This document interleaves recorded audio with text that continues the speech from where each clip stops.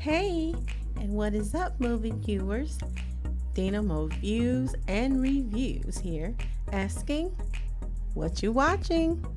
Well, today I am watching Hocus Pocus 2, starring Bette Midler, Sarah Jessica Parker, and Kathy Najima. Return as the Sanderson sisters, Taylor Paige Henderson, Nina Kitchens, and Juju Journey Renner as the young Sanderson sisters, Whitney Peak as Becca, Melissa Escobedo as Izzy, and Lilia Buckingham as Cassie. It is written by D'Angelo, David Kirshner, Blake Harris, directed by Ann Fletcher. Produced by Stephen Hoff, Adam Shankman, David Kershaw, Lynn Harris, and Ralph Winter. Now, when I heard that would be a Hocus Pocus Part 2, I was giddy because I can recall watching it with my baby girl. And she was so afraid of this movie, it took so many years before she would actually watch it. Now, 3 decades later, after the original Hocus Pocus, she is now watching Hocus Pocus 2 and Hocus Pocus with her own little ones. And I still have one that completely refuses to watch it.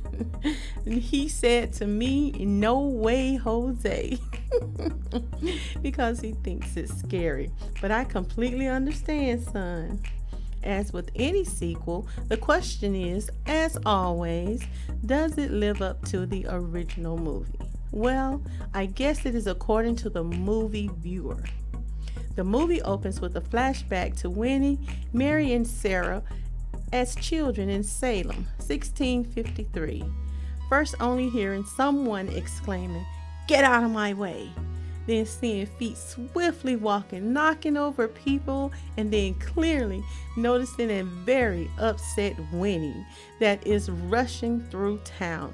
She's pushing things and people out of her way, for she is heading home to share what she had just experienced with her two sisters. She is displeased. When Winifred reaches their cabin, she throws the cabin door open. Her two sisters greet her with a surprise and a banner wishing her a blessed birthday.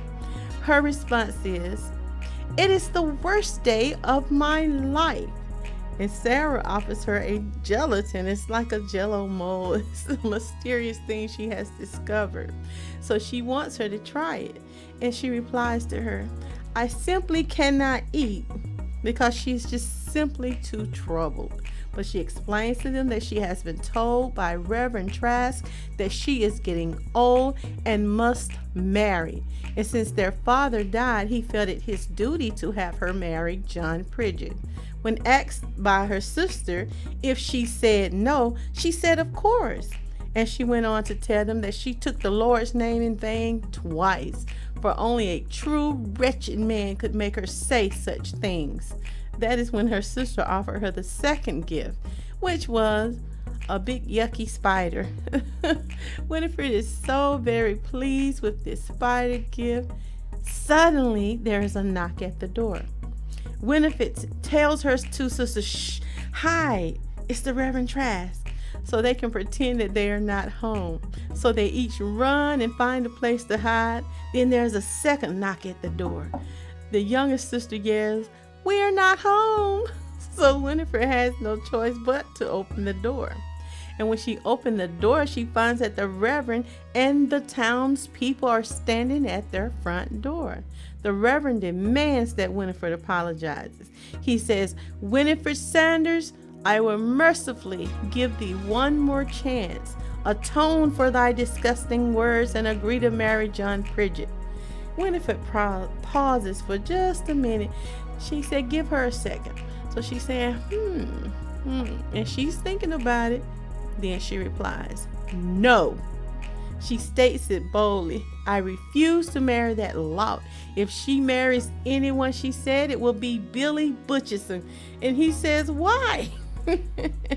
And she replied that they are soulmates and they shared a kiss in the graveyard. The townspeople are completely appalled and upset to hear Winifred speak such unflinching words.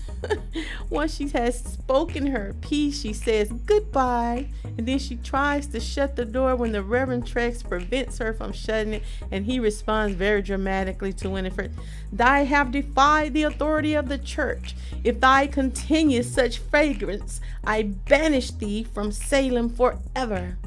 Then he demands that her two sisters be taken, saying that the Smiths will take them in and teach them how to be good. This upsets Winifred, and it's a frenzy.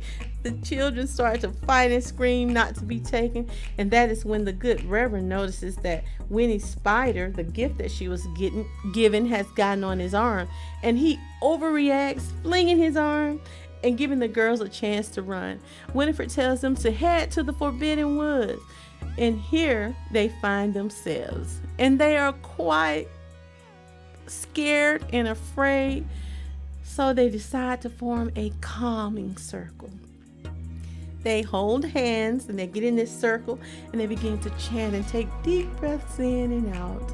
They are startled then by the sound of branches crackling. They turn to see what it was, and they begin to hear this sound of a woman singing. It's the siren sound. Sarah, the youngest, begins to walk like she is in a trance in the direction from which the sound comes. Winifred rushes behind, but she and her sister are immediately stopped by a crow that was sitting on a branch observing them. It flies toward the three girls and transforms into a lady who grabs Sarah by the neck and begins to pour a green smoking liquid into her mouth. Winifred and Mary run to help their sister from the witch. They want to get her out of her clutches, and the witch simply holds up her right hand, and this causes the two girls to halt. She is holding Sarah by the other hand, holding her neck, and she takes out a flask and pours a green liquid that is smoking into her mouth, saying, "Thou looks thirsty, child." Immediately, Winifred breaks loose and screams, "Let her go!" grabbing the witch's arm, and this causes Sarah to fall from her grip to the ground. The witch is surprised by this. Then she takes a look at Winifred and she asks, "Why dost thou come into my woods?" Winnie explains, "They were going to take my sisters." The witch then says to Winnie, "Thou art different from the children I have eaten." She then smells her up. "They were right to fear thy temper." Winnie replies as if she is insulted, "I do not have a temper." The witch informed the sisters about the woods that they were in. She gives them the spell book with the eye and wishes her a happy 16th birthday. She gives her all the information about what has happened in the woods that they are in, and how the witches have used this place to maintain their magic and re-energize it.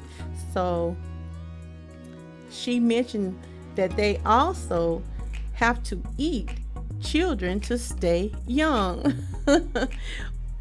All of this information was given to the three sisters. Winifred had the book. They have the spell book with the eye on it, and Mary asked Winnie, "What shall we do with it?" So the next thing you see is that they are sneaking back into town. They want to get revenge on the good Reverend. They begin to recite aloud a smoke and flame spell. This causes the Reverend's house to catch fire. The Reverend runs out and rings a bell to alert others to come help him to put out the flames. He proclaims, "It is the work of the spider." At this point in the movie, it began to flash forward into present time, and it is Halloween. Now they are following Becca. Becca is riding her bike to school. It is Halloween, but it is also Becca's 16th birthday. Becca, along with two friends, Izzy and Cassie, have a ritual that they do each birthday. And they have been doing it since they were age 5. It was a way for them to celebrate their birthdays, where they would go into the woods and light a candle. And then they would do this little chant. I think they were just some witch wannabes.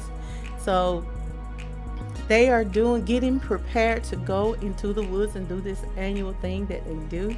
They go to the Sanderson sisters gift shop to get the supplies so that they can go and do this ritual that they do every year, and they purchase a candle so that they can get it started. Same as in the last movie, they are being taught by someone the history of the Sanderson sisters in Salem. This time it is a black man. His name is Gilbert. He calls himself Gilbert the Great. Gilbert actually saw the Sanderson sisters when he was a child. When they came back in, what was that, 1993? He saw them as they were flying into the cemetery and before they actually disappeared. Gilbert is teaching customers about the Sanderson sisters' history, and he has the actual book of spells and lets everyone know that it contains the recipe to the potion that the sisters used to kill Emily Binks on Halloween night 1693. It resulted in the three of them being hung, but not before the sisters could cast the curse. And the curse is that if a virgin should light the black flame candle on All Hallows Eve to the full moon in the sky, they vowed that they would one day come back and get their revenge on all of Salem. Little do the two girls know that Gilbert has actually recreated that same black candle, and the one they are using to do their ritual actually brings the Sanderson sisters back to present day. So they light this candle and these three sisters come right back. And they are back and they are singing the song, "The Witches Are Back." I like that song. Once they realized that they brought them back, they actually brought them back with that candle, they began their effort to create a potion to live past sunlight. They must get a teenager's soul to steal. This movie had some amusing parts in it, and this is why I am giving this movie 2 stars out of 5. 2 of my babies actually chuckled a lot at the movie and found parts of it completely hilarious. You know, it is always difficult for the sequel to live up to the benchmarks of the original movie. Now, my mom is a big fan of Bette Midler, and I used to like watching her perform as well. So I really like watching these Hocus Pocus movies to see what dances and songs they're gonna do. And although there were some, I still think that the first Hocus Pocus had a much better storyline. And I gotta admit, I really liked the first Hocus Pocus, but I enjoyed the rendition of "I Put a Spell on You" from the first Hocus Pocus. Oh, I like that one. In this movie, they did the song "One Way or Another." It was okay, but I still like the performances in the first one the most. Now, although it tickled me, I gotta say, when the teenagers was trying to convince the sisters that they are not actual teenagers, they told them they were actually 40 years old because the sisters were looking for teenagers that they could take their spirit to help them to stay alive. But they went on, the teenagers, they convinced the Sanderson sisters that they don't have to brew potions anymore. Nowadays, they can just go to the store and buy the potions that they need. It's already done. It already has the children's souls that they are looking for included in it. So they assume this, take their words at it, ask to be taken to this place where the potions are. And the teens end up taking them to a Walgreens. That was pretty funny. They are opening and drinking all kind of beauty products. And then one of them looked at a bottle and was like, "What kind of child's name is retinol?" And they would drink it. It was pretty funny. I know I laughed and my babies were laughing. But I always, honestly, ask myself when I am watching these movies, where are the parents? They are always missing in action. There is no real parental supervision. Always. always the children are away from home. They are spending an awful lot of time out and about, and the parents are always so nonchalant. You never know where they are. And I'm seeing this a lot in these new movies. Also, there were parts of this movie that included drag queens from RuPaul's Drag Race. And to no one's surprise, like I said, the children are left to battle and fight the impending threats that the sisters bring with their intent to annihilate those in Salem. Now, I think this will be added to the list of movies to become a Halloween classic or favorite. Hocus Pocus 2 is rated PG, and if you would like to check out Hocus Pocus 2, you most certainly can, because it is now streaming on Disney Plus. Once you have watched it, leave me a comment on your thoughts on this movie and let me know how you would rate it. If you have not already done so, please subscribe, like, and share this review. And check out Discussions with Dena on YouTube, where I discuss current topics, events, and concerns to me and you. So subscribe, watch, and or listen to Discussions with Dena on YouTube, Spotify, Apple Podcasts, or anywhere you get your podcasts. This has been Dena Movies and Reviews. Join me for my next movie review and recommendation. And remember, it's my view. Now, what you watching?